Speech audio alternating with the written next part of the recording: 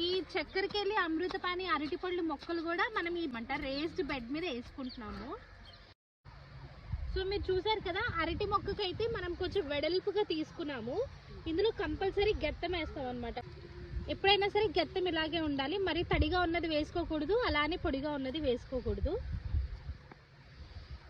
గడ్డి కూడా ఉండొచ్చు, ఇబ్బంది ఏం లేదు. గడ్డి ఉండడం వల్ల కంపోస్ట్ కింద తయారవుతుంది.